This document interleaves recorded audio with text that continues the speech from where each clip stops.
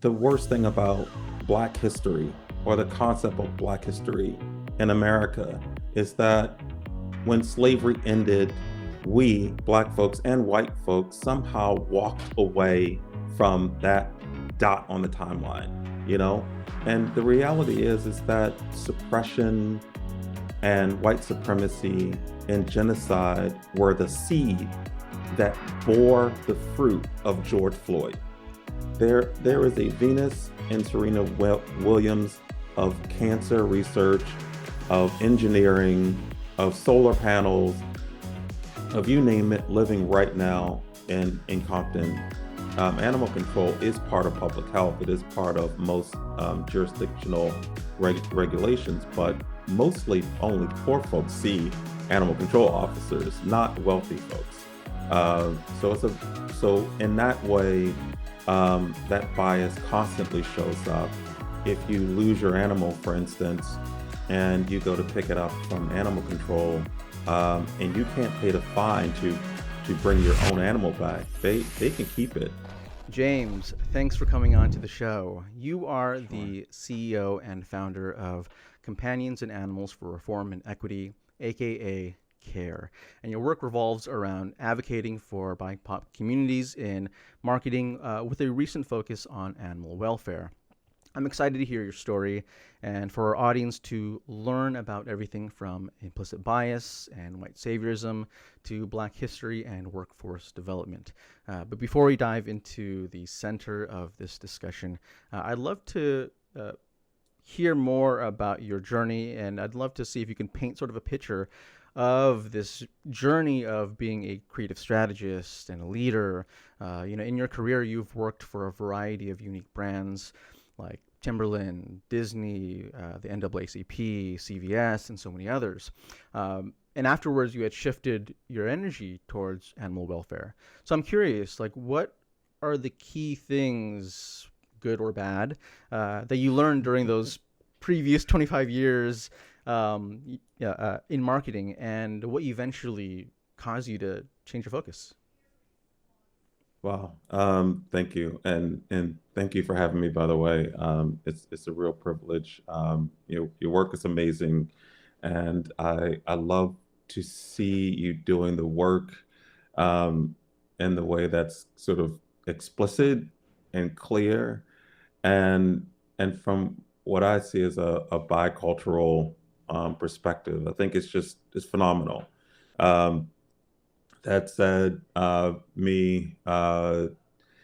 thing the thing that I have learned through my almost 30 years of experience is that and this is unfortunate, that I'm Black no matter where I am, and that being BIPOC is almost always a disadvantage. I think it's a disadvantage akin to anyone else, any other person with a disability. I think that being brown, in my experience, and I think it's borne out in the research, that being brown is akin to having one missing arm or one missing leg, or being a person without sight. And the sooner we start treating it as such, the better. Uh, that said, my career has always been centered around, in an interesting way, around mass comms, mass communications in one form or another. And I think that my original calling to the field was very connected to the fact that I was not very literate as a child. I grew up in a school system that ignored me and several other children of color. I was put in, at the time, they called them SLD classes, slow learning disability classes. As it turned out, I was really just dyslexic. But at the time, not a lot of attention was paid to children of color, and it's still true today. And so I was put in SLD classes, as they call them, with people who were actually blind, that couldn't read because they couldn't see.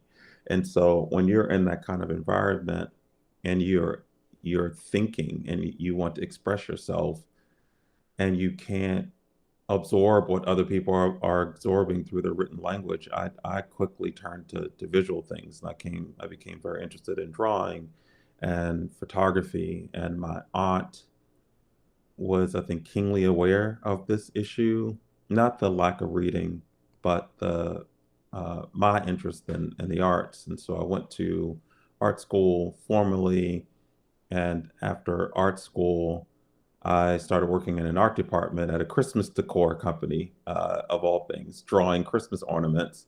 And then that led me to retail experience, working for an architectural firm. And then after that, I started my own business. And that was a full service communications firm. And that communications firm started in 1999. And right around 2008, we were tapped by the Humane Society of the United States, and they asked us if we want to do a two-state spay neuter campaign focused in Louisiana and Mississippi. And it was not the first time a large white organization contacted me, because they essentially wanted to speak to BIPOC audiences, but had no internal experience themselves with speaking to those audiences. So career-wise, there were one of two things always happening.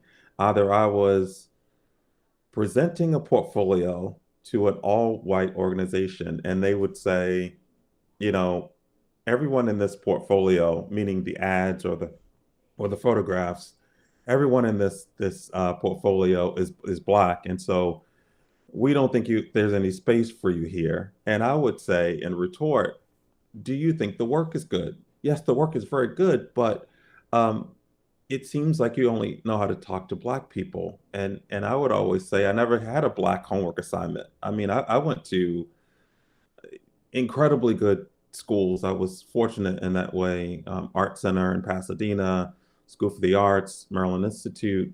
And, these institutions don't give away, uh, first of all, their placement. And second of all, they do not give Black homework assignments. So our homework assignments and our curriculum were based on the core of design, the core of mass comms. But when you're presenting a portfolio with essentially brown people, ad agencies or large organizations that are white only tend to only see that the people featured in the ads are of color. And so that was one of the things that was constantly happening.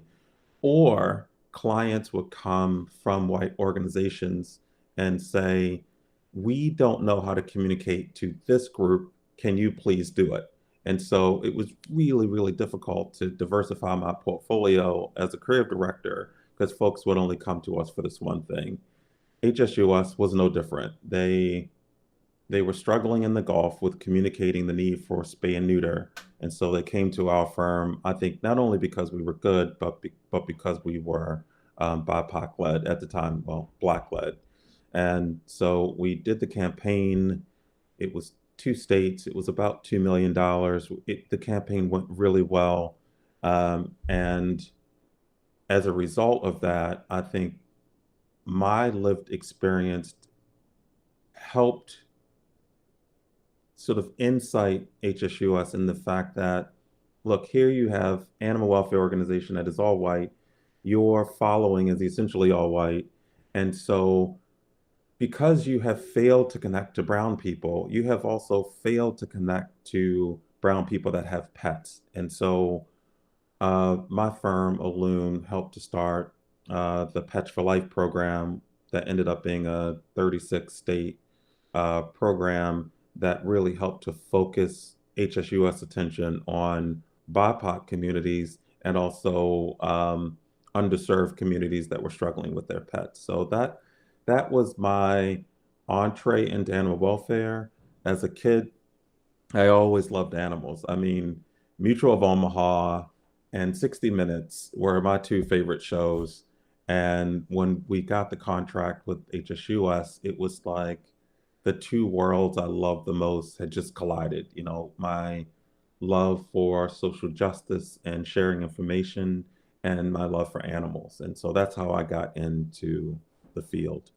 Wow. Wow. And, you know, your story about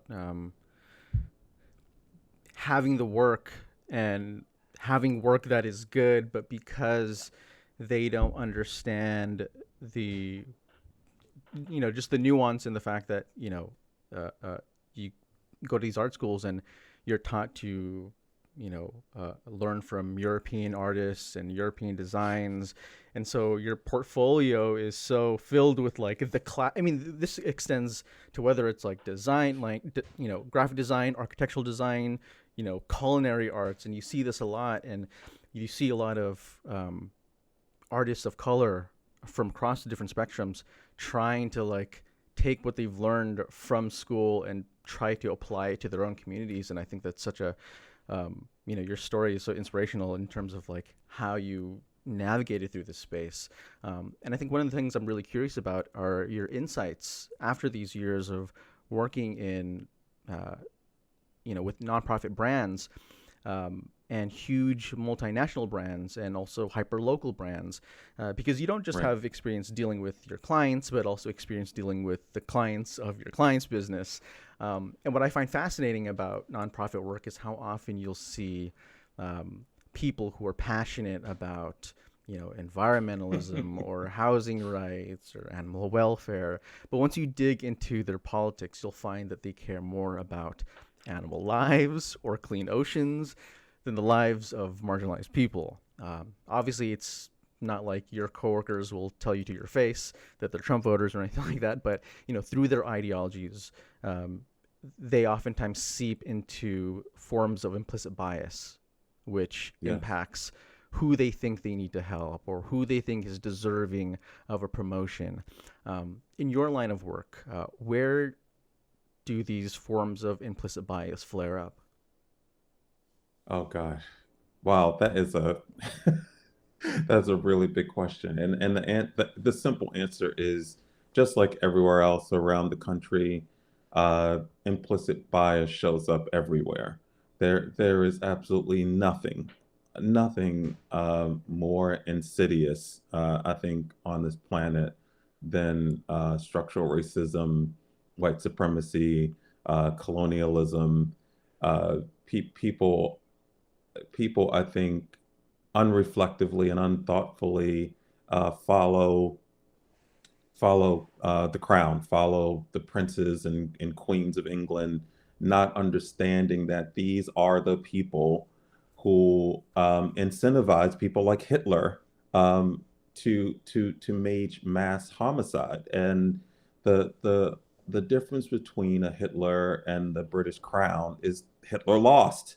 And that's the only difference. And so I don't think that people understand had Hitler won 100 years later, we would be, not I, but most people would be clamming around following Hitler's great grandchildren as they got married. And Mm-hmm. so we don't think about it in the true context of what it really is, which is white supremacy that's undergirded by genocide. And in this country, there is no American history that's not connected to the genocide of brown people. Um, and so, because we don't recognize it, the biases that we have are everywhere. They're in every profession. But I think in animal welfare in particular, they show up. Animal welfare is a very interesting field in of itself. When you combine it with animal retail space, you're talking about somewhere around $150 billion sort of hidden industry, and it's not regulated at all. Um, so you might know, for instance, you may not know someone that is a doctor like yourself. You may not know someone that is a lawyer yourself. Um, you might not even know someone that is an athlete, a professional athlete, but you and almost everyone else listening know someone that has a pet. So the fact that's how ubiquitous the animal welfare field is. But it has almost no BIPOC leadership whatsoever. The field, like I said, is unregulated. Um, it's about 85% women. It's about 84% white women, and that includes the boards of directors are almost entirely white.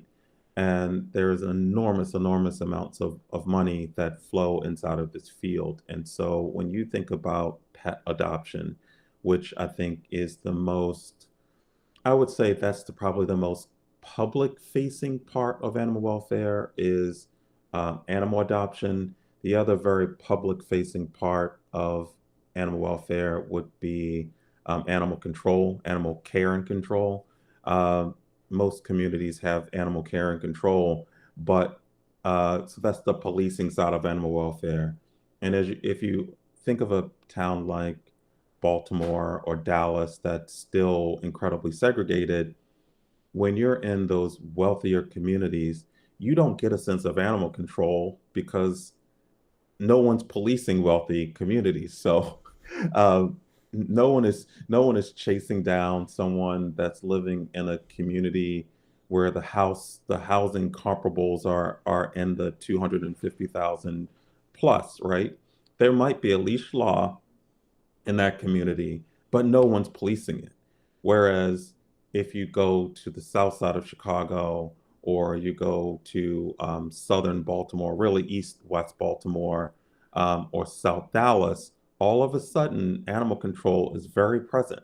Where if you go to those other nicer areas, you don't see it. So when I say public facing, animal control is part of public health. It is part of most jurisdictional regulations, but mostly only poor folks see animal control officers, not wealthy folks.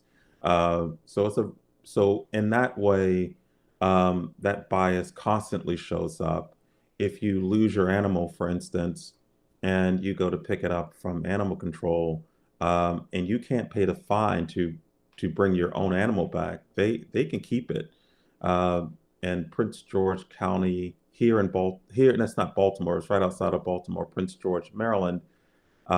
Breed-specific legislation is still a thing.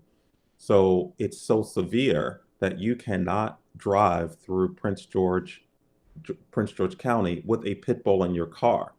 If officers see the pit bull in your car, they can take the dog and they can euthanize the dog because pit bulls are not allowed in Prince George County. Uh, and the reason for that is simply because as pit bulls have become more popular with brown and black folks, they have all of a sudden become more dangerous. But when they were simply the pets of white folks, i.e., the little rascals, that's a pit bull. That's a pit bull-like breed. The dog was fine and was always known to be loyal and gentle. And so Southern white men made dogfighting popular, by the way.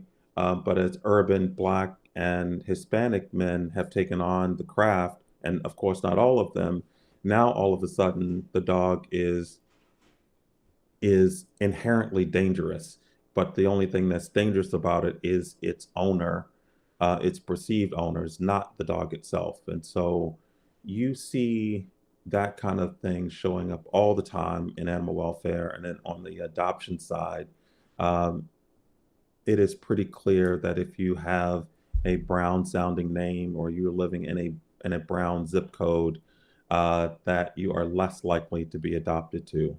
And so CARE is in the process of adding science to that. We're doing a long-term research project with the University of Tennessee to find out specifically not only where the bias shows up, but how bad is the data coming back that shows, excuse me, that shows that people of color are being over policed and not being adopted to. So it shows up in every form, but those are the three places I think are the most heinous.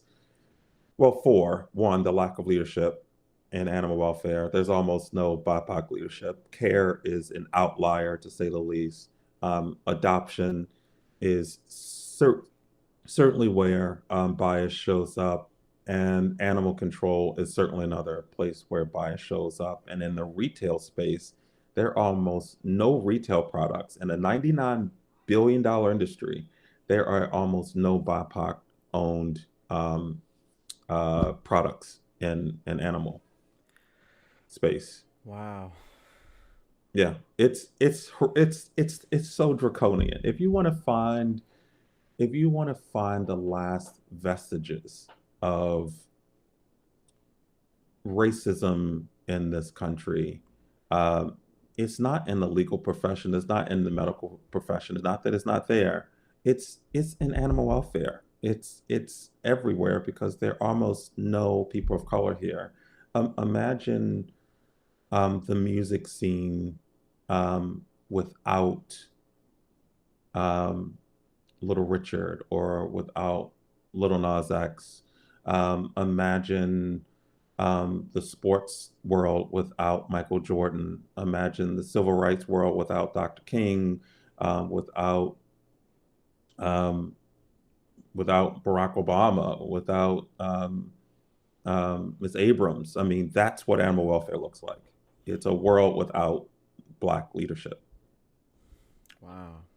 I mean, I was, thinking that this was just gonna like, you're gonna talk about sort of the day-to-day implicit biases, but I mean, you really sort of opened my mind in how systemic this is, because I didn't even fully make the connection about how, we really do, you know, see dogs as this extension of ourselves, and because of that, we can treat people based and dogs essentially based off of who we think they are associated with. And you sort of talking about that pit bull story, um, and sort of on that note of implicit biases, I actually wanted to take things a step a little Mm. bit further and talk about white saviorism, because in the nonprofit world, there's no shortage of white do-gooders who would rather take pictures of them helping out marginalized communities so they can like share it on Instagram rather than actually help marginalized communities. And the That's problem correct. with white saviorism, it doesn't just start and stop with performative activism at your local nonprofit. Um, the white saviorism sort of mentality really is an industry, which is why a lot of activists have actually called it the white savior industrial complex, since there's just so much big money to be made trying to save animals, trying to save the kids over here in that country, trying to save the ocean over here. And so, as someone who's worked in the nonprofit world, what are your experiences with and your thoughts on white saviorism? Man, you asked some big questions. I think that white saviorism is almost as dangerous as racism itself, right? Because it is a secondary erasure of people of color, right? Because um, if you've ever taken a hammer and slammed it down on something really hard, it hits really hard, but it's hitting with so much force that the hammer almost bounces again and it hits in the same spot twice, right? And so to me, white saviorism is that secondary hit. It's that when a volcano erupts, there's always these after tremors, right? And the after tremors are still spewing out lava. They're still knocking buildings down, and that is white saviorism because um, what white saviorism does is it prioritizes white people, right, and the perspective of white people over the people that were damaged by the first hammer hit, by the first eruption. And so the environment is a perfect example, right?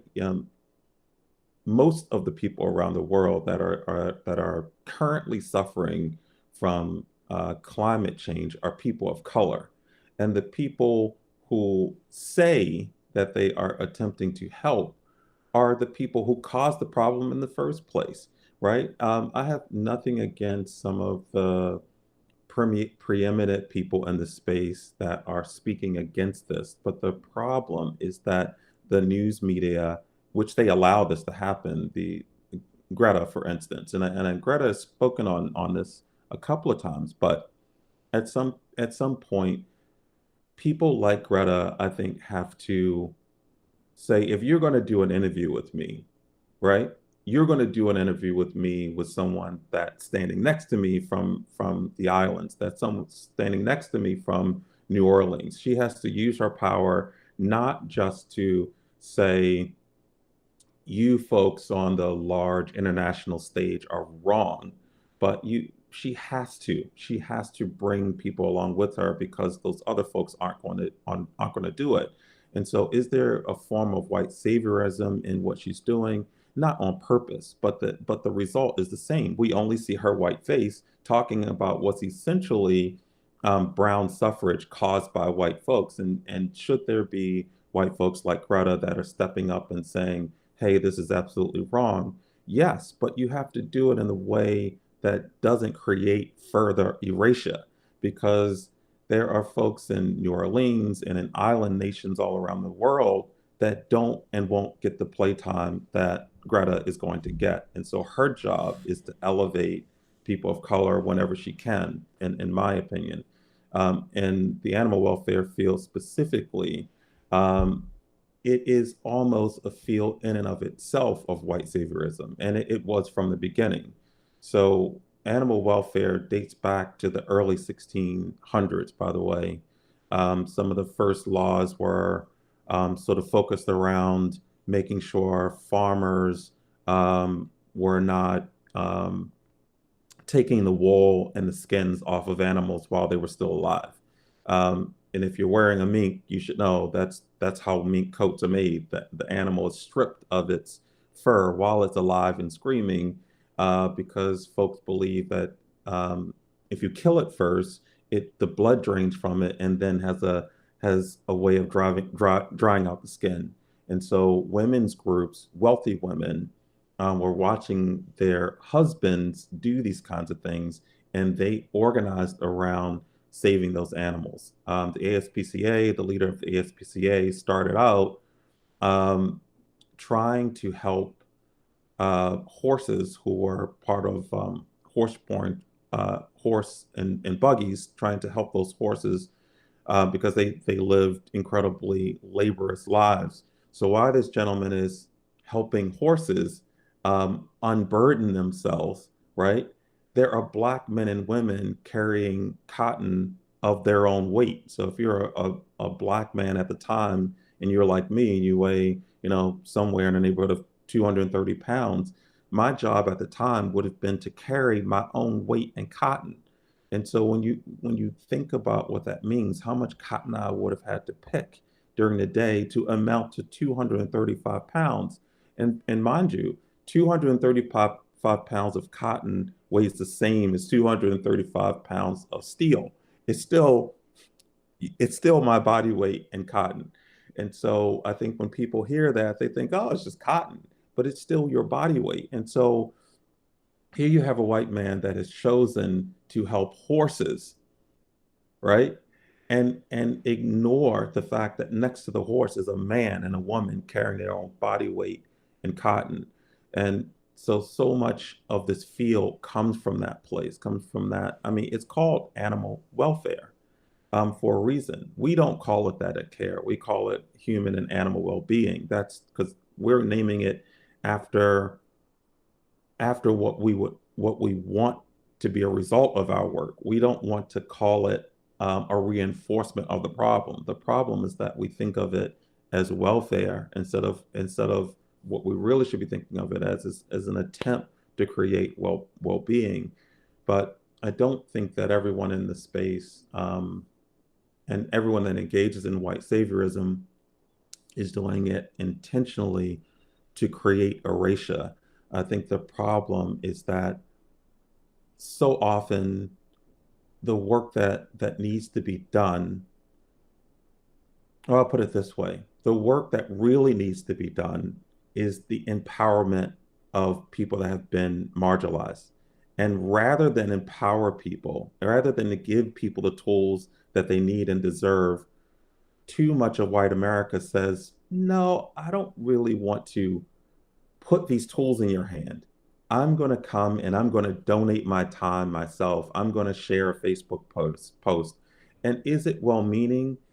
Yes, but it doesn't apply the concept of agency. It doesn't say you don't need my help, right? Because we don't, right? What we need is for you to let go of some of your resources and some of your power so we can use it ourselves. And so white saviorism is is linked mostly to our inability to believe that people of color can actually advocate and build their own. And white saviorism allows us to say, yes, I'm a good person, but I'm also going to retain my shit, right? I'm going to keep my stuff because you can put a Black Lives Matter sign outside your door. But if I knock on your door and I say, you've got a really nice house of power here, may I come in? You might let me in, but what room do I get ultimately? Do I get the basement, right? Do I get the attic? I'm certainly not going to get the master bedroom. And so that is the problem with white saviorism is white saviorism doesn't leave space for shared power. Wow. Wow. And I mean, even just you're talking about white saviorism being this secondary blow from the hammer, and how that oftentimes masks the fact that it's even going on. Um, I I really appreciate you talking about these sort of power dynamics and sort of switching lanes a little bit, but staying on that topic of power dynamics and work. Yeah. One of the things that you've been interested in is this idea of power sharing, and you kind of just sort of alluded to that.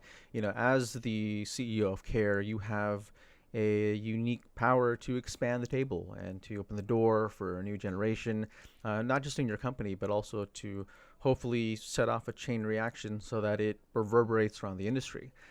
You've mentioned the lack of inclusion within animal welfare, well being, and I'm curious how power sharing plays into your work and how other progressive leaders can learn from you. Yeah. I thank you. I we call it care centers, and they're not physical buildings. We call our proximate leaders um, care center operators or care center partners. And the whole idea of care centers is the idea of care centered thinking. Um, when you're in a position like I am, and you can choose to be an activist, and you can say, hey, look, animal welfare field, which is almost entirely white. Um, we did a Harvard project, Implicit study. You may know the study. We asked Harvard to tweak the study um, to animal welfare field. So the Harvard implicit bias study, I think it's been around for some 35 years, but we asked them to tweak it so that it was specific to animal welfare. And they did that, and we got a significant number of people, I think almost 4,000 people, to take the survey.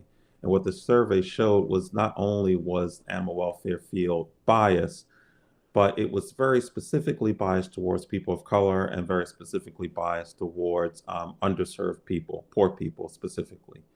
And so when you look at that data and you're a leader like myself, you have to look at it as an unbelievable mountain, right? So you go to the mountain and you say to the mountain, well, you're asking this huge, powerful empire to make space for people of color. You could spend a lifetime, right, trying to ask this mountain to move over a few inches. Or you could say, look, here's the information. This is who you are, deal with it. Now I'm going to go over here and I'm going to collect all these little pebbles, and I'm going to build these pebbles up so that they're the size of a mountain that's self-owned. And so that's what we're doing with care centers. We're not sort of flipping off animal welfare and saying you're not capable of changing. We're saying you're capable of changing, but it's probably going to take two lifetimes, right? So here's the information. Be humane the way you say you are, and start moving away from your biases. And literally at the same time, we're going to brown and black communities, and we're saying, I know that there are people here that are interested in animal welfare, spaying and neutering, trapping and release, dog training. We want you to come to CARE, get any training that you need, get any financing that you need, and we want you to start your own animal welfare organization because at the end of the day, we know that this mountain over here is not going to make space for you right now. And so I am, like many others, tired of waiting for white people. I mean, I was born in 1968, and you know, when my mother was pregnant with me, she was on a rooftop in Baltimore as Baltimore was burning as a result of the King assassination. In that short span, we lost King, and I don't mean black people when I say we. I mean this nation lost great people that would have taken us all, white people included, to the next level, right? We lost King, we lost Malcolm, we lost two Kennedys, and a host of other people. And so, born in the shadow of all of that information, I can see clearly the work that I have to do in this narrow industry is not going to be about moving this mountain. That mountain doesn't move by force of brown folks. That mountain is only going to move by the force of white folks.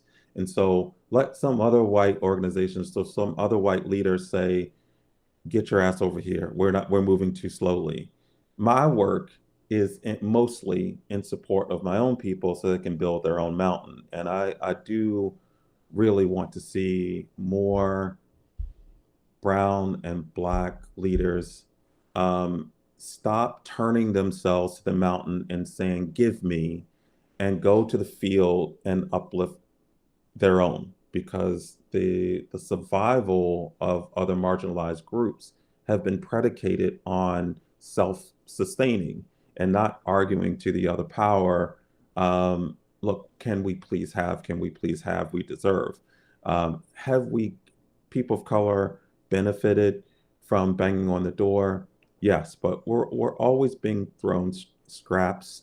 Um, and I just, you could spend a lifetime doing that. And we've already started, I think we're up to six now, new 501c3s. It's, first of all, it's the first time in the 200 years plus the animal welfare existed that BIPOC organizations have been formed.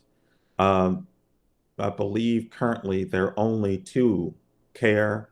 I mean, before CARE started helping to create 501c3s, there was RARF, which is Logan Ryan Animal Foundation, and excuse me, and CARE were the only two Black-owned animal welfare organizations, animal welfare focused organizations in the United States. And because of CARE's work and our amazing proximate leaders, um, I think there's five now. There's Awasia, our loved in Red Lake. So we're working in indigenous communities. We helped to start a group in Miami, two in Atlanta, and one in Philadelphia. And so my goal is to create somewhere around 5,000 of these small organizations. And again, you've got the HSUSs, you have the ASPCA, Best Friends, they make their mighty mountain of three or four large groups. If we can create 2,000, not only will the 2,000 BIPOC organizations help support their communities of color in real ways that these other groups are not, what will eventually start happening is that these groups over here that are white run primarily will start looking to the right and saying, hey, those folks are doing amazing things. Why don't we pull some of that talent in, because it benefits them? It's the same thing that happened with sports and the Negro Leagues, right? We didn't integrate the Negro Leagues because black folks were demanding it. It was white people that realized how much money they could be making off of these Black athletes that integrated the space. And so I'm not really inventing something new. I'm really I'm a student of history, and I'm learning, and I'm accepting that some things only change because folks are motivated to change them. And but I think real success happens when we start saying, what do we have? What can we build? I will point to LaRasa, I will say to NAACPs and the ACLUs, keep the fight going. But also, on the other hand, with your other resources, build other things, right? And so that's what my hope is. I mean, that's what we're doing. And my hope is other people will start building versus trying to tear down the pre-existing structure, because the pre-existing structure is not built to be torn down. It's either you blow it up or it self-evolves. But you know, with all the energy it takes to build to blow something up, you could also be building something. So that's what we're focusing on.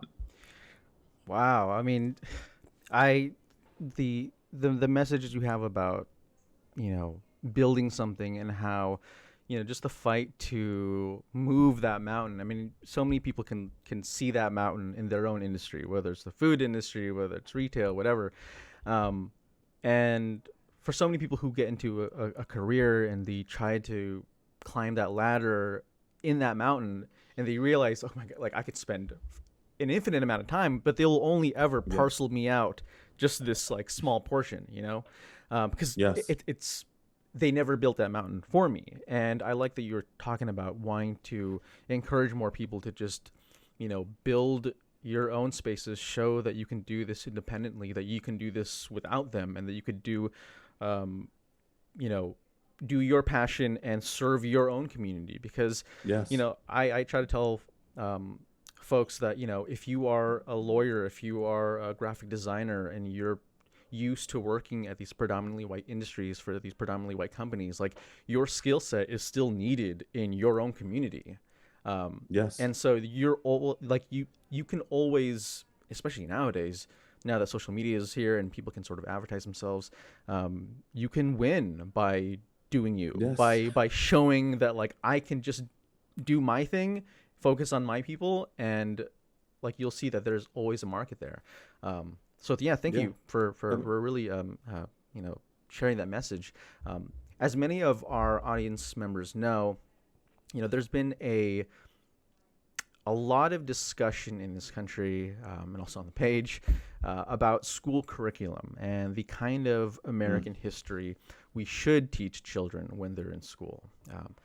And if you could contribute a chapter into revising how we teach history, and if you were tapped on the shoulder by some sort of education company that said, hey, we'd love you to help design the curriculum for Black history, on any particular topic that you feel is underappreciated, not taught enough, are there any moments or a specific moment within Black history that you feel like, wow, like books should teach this? We should be teaching our kids this. What would that be? man, you've got. I have been on so many podcasts since starting care, and this may offend some, but these are some of the best questions I've had in 2 years of probably 100 different podcasts. I'm just being honest. Thank you. But I think I honestly think that that being of color requires that you often have to be more thoughtful. Um, and so that's what I attribute it to. But the answer to that question, if I could do anything to advance Black history, is I would get rid of the term in and of itself. I would get rid of any concept of Black history. I think that children should be learning more about what was called world history, which I would say is human history. We should all be focusing, not just in the United States, but around the world, on what human history looks like. Um, Human history um, supports the lack, I would say the human history supports the destruction of the despot. It supports the ending of slavery in every way. It supports resiliency. Humans, uh, like other animals, don't want to be enslaved, will not be forever enslaved, will not be ruled by um, a single man, whether that is in a marriage or whether or not it's in a nation. Um, Despotism is anti-human. It's is anti and I say anti-human because I think we spend too much time talking about nationalistic concepts. We say something like freedom or oh that's anti-American. It's not anti-American. It's anti-human. You know the things that have gone on since the rape of the Saban women and the BC era to the Holocaust to um, dirty water in Detroit. Those are all human issues. Humans always figure out a way, when allowed, to be their best selves. And so I would get rid of American history. I would get rid of Black history. It would only be called human history. And it would never again be taught on a timeline because I think a timeline creates a delusion that a thing happens and then you leave it. That's not history. History is American history, for instance. The worst thing about Black history or the concept of Black history in America is that when slavery ended, we, Black folks and white folks, somehow walked away from that dot on the timeline, you know? And the reality is that suppression and white supremacy and genocide were the seed that bore the fruit of George Floyd, right? George Floyd is not a moment in time. George Floyd is the fruit from the tree that was planted when we decided to eradicate people so that we could have more space. Which, by the way, Lehmanstraut is German for land. That was the key principle behind Hitler's eradication of the Jews and others that he believed were unworthy. It wasn't about world domination for world domination's sake. Europe is somewhat landlocked, and if you're in America, you've never visited Europe, you don't get it. You don't get that Europeans don't have the kind of space to just develop them all like we have here in America. And so Hitler knew to create the world he wanted to create, he would have to get rid of the people that were already occupying the space. And that's exactly what America did with indigenous people. And so, you know, to think that that was something that happened in the 1400s and we kind of like tiptoed away from it and now we're better people. We are not. We are the fruit of those people who either suffered from or caused the suffering. We are no more than that. Um, and as soon as we start teaching history that way, then we can see ourselves, I think, not set apart from what our great grandparents that have done, but a part of what they've done. And so when you think of yourself as a part of it, you are a part of the resiliency, right? If you were the victim. And then you also see your part as the perpetrator. So then you're responsible for cleaning your shit up. And so if we just go, that was that was the dot, here I am here, hey, I'm not responsible. That's what white folks say. And what Black folks fail to realize is how much resiliency we have. Where brown folks fail to realize how much power we have when we do things together. And so both are suffering from thinking about history as a dot on the timeline. And we all suffer when we don't think of human history as something that should incite everyone and not be focused on nationalistic tendencies. And yeah, that's what I would do. Wow. I mean, you hit the nail on the head about that, um, way of looking at history from a timeline and how that becomes so limiting because it really makes you feel as if just these moments happen, they come, they go, the next thing happens, but we don't really um, think about how those events 100 years ago in America are still relevant today. That Yes. it's something that was on a node within an existing process that we're still going through right now, and now we're just sort of on the 30th iteration of what happened, hundreds of years ago. Yeah. Um, and yeah, I think it's so important because unfortunately we don't, we're in this conversation of trying to think that America's racist past is something that you have to learn and then just put behind you, but that's obviously not the case. But another thing that you had mentioned earlier that I really liked is this idea of, um, you know, highlighting people who are, um, in a moment of change, who are trying to do good. And for my last question, I actually wanted to talk about talent and the process of workforce development. So there's a post on the CARE Instagram page where you had mentioned finding gems within the community, people with talents who deserve these opportunities but would otherwise be ignored by recruiters or the typical job seeking apps. For you, how do you go about finding and locating uh, gems within the community, despite the fact that we are in this heavily automated, very inhumane job market? Yeah. Um, Man, I was one of those gems. I grew up amongst um, incredible gems, black men and black women, incredibly talented people.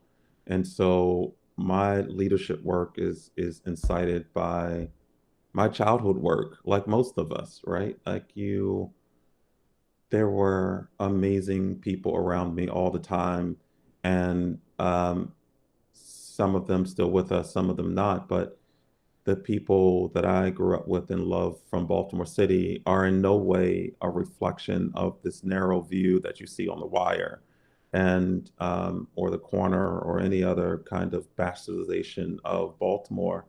Um, and I know what's true for me because I'm very focused on being human is true for everyone around the world. Um, and so there is a rocket scientist in Haiti right now, in a hut, hungry, with no support. And whether or not we find out whether or not that person um, is going to help save the planet is codependent on whether or not we're willing to look for that person in a hut versus at MIT, right? We have chosen to look for winners in spaces that we've decided winners live. And winners don't live in Camden, New Jersey, and winners don't live in Baltimore, and they don't live in Detroit, and they don't live in Compton until, right, you think about Venus and Serena Williams, right? It's not about the tennis. It's not about the tennis. It was about the discipline. It was about the desire. There is a Venus and Serena Williams of cancer research, of engineering, of solar panels, of you name it, living right now in Compton. And I've lived in Compton. I know what it looks like. Um, and but we have to assume genius is everywhere. And as a business person, you know, you can make one of two decisions. You can go find genius at MIT at the highest possible rate and cost to your business, or you can go find genius at Howard University, a historically black college, at a much, much lower rate and cost to your business. And so for a nonprofit, um, for me, it's all about the watering hole. There are some things that everyone needs, right?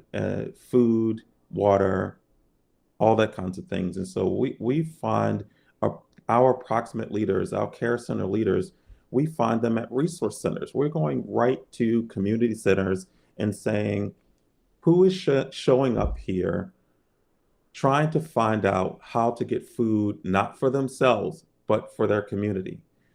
We found so many people by going to resource centers and saying the person that we find out is coming to the resource center and to help other people, we backtrack, we find that person, we say, we know that you've been going to this resource center looking for pet food. What are you doing? Oh, well, I'm helping to feed cats, or my neighbors, my senior neighbors are hungry. Awanuk at Red Lake, she was constantly looking for straw, and she was doing it on the internet. And we had someone connect us to Awanuk. And as it turned out, in Minnesota, obviously it could be 30 degrees below zero. And she was not looking for straw for her dog. She was looking for straw for the community dogs to make sure they stayed warm through the cold winters.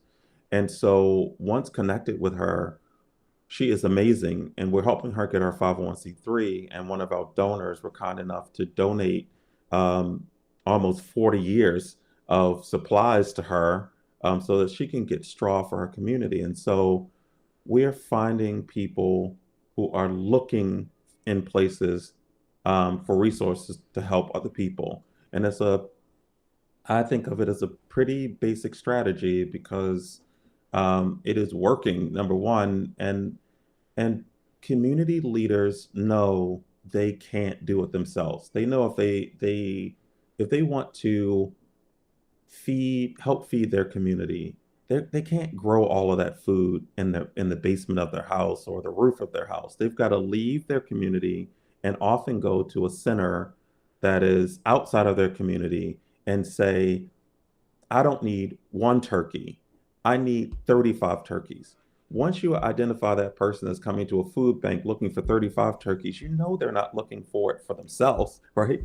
They're trying to feed probably 60 people with this 35 turkeys. So we are doing our research and our legwork to find out who are those really brilliant people that are not seeking resources for themselves, but for everyone in their community. And then we're saying, hey, it's smart of you to be going out and kind of you to be seeking out these 30 turkeys, but do it with the 501(c)(3), right? Do it in a way that um, someone can step in and say, no, you don't need 30 turkeys, you need 3,000 turkeys. And so we don't want to interrupt their work. We don't want to say you ought to be doing this or that. We want to say, how do we help you amplify this resource gap that you're trying to close? How can we, get rid of that space between you and the thing you're ultimately trying to achieve?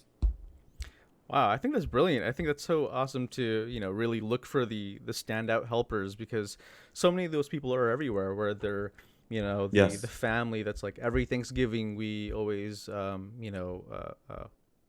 feed people who are in the neighborhood, or we always like donate our clothes. And those are the people who it's like they develop their own systems. They know how the neighborhood yes, works. Like people know them. They are a face within the community. and that is right. and instead of like thinking, okay, I'm just gonna recruit this person to work for my organization, and instead just like, how can I empower this person so they just continue to do that? Exactly. I mean, and that is the white saviorism. The Yeah. white saviorism says, "Oh, I'm going to recruit that person, and they're going to work for the Red Cross, or they're going to work for this organization or that organization." They don't. They no, right? Mm-hmm. It is this. It's this expansionism. It is this desire to say, my white organization is now helping people in Compton, helping people in Camden, helping people in Detroit. Do I go there myself? Do I go to the store? Do I eat at the restaurants? Am I friendly with the Asuelas that are there? No, but I've got this kid that knows everybody that's there, and so now I can put my flag in the sand and claim dominance in this area, which is again a form of erasure, a form of saying, if it were not for me, this wouldn't be happening here in this space. Instead, you know, care the donated funds that care is getting in so often go right back out to proximate leaders to create their own organizations. I right now, CARE is 7.5 people. We could probably grow to 20, but we don't need to be um, a best friends or an HSUS with 300 employees over here, 1,000 employees over there. To me, that's insanity, right? If if we can help start 2,000 organizations with 20 or 30 people, that's the goal. Not to bring those 3,000 people in house, for us to say, "Oh, look, the CARE flag is all over the place." That is that is so colonistic. It is this concept of saying, look, we have, umpteen offices around the world, instead of saying, look at all the genius around the world. That is the difference. Wow, yeah, and it's a completely different perspective shift, and I'm so glad that you were able to sort of share that. I again, James, I could honestly have this conversation at length, but it's been a pleasure having you on. I'd love to go ahead and invite you back on, but before we head out, what have you been up to these days? What are you working on, and where can the LLAG community find and support you? Um, First of all, thank you so much for having me. The thing that I'm working on, the other things that my chiefs are working on are care centers and research and development, but I'm also in charge of the narrative department. So one of the things that we really believe in is changing the narrative. So we're working on a mini doc. We're working on a full featured film. The last full featured film that really highlighted people of color in terms of being bonded with a pet was in 1977, and that was Sounder. And the folks in the film was made in 77, but the folks in the film was dated in 1933. They were sharecroppers. So the last major motion film about Black people and a dog was Sounder, made in 1977, focused on people from 1933. And so since then, it's been a slew of white guys. This white guy, this dog, this white guy, this dog. And so we really want to focus on narratives, and honestly, donations are always helpful. Stories are helpful. If you know someone in your community that's got an amazing story of resiliency, a bonding relationship in their pet, we will come and film that person. And if you know someone in your community that is that person that is always trying to help close a resource gap, let us know. Maybe that's somebody that can become a care center partner. But I appreciate you. I think shows like yours are part of what I'm saying. It is we don't have to say, why aren't we being covered by the Today Show when folks like you are out doing the work? I appreciate it. I appreciate it. I mean, to your story about the mountains, I'm just building my pebbles over here, hoping that we don't need to have the Today Show. I want to be able to have this space be a place where folks who can't get on that show or who don't want to be on that Exactly. show can be here, and that you could actually have conversations about things that are challenging, the things that you care about, as opposed to what do you have for Thanksgiving. So but again, James, it was great Exactly. having you on. All right, everyone, take care, have a nice weekend. Bye. Bye.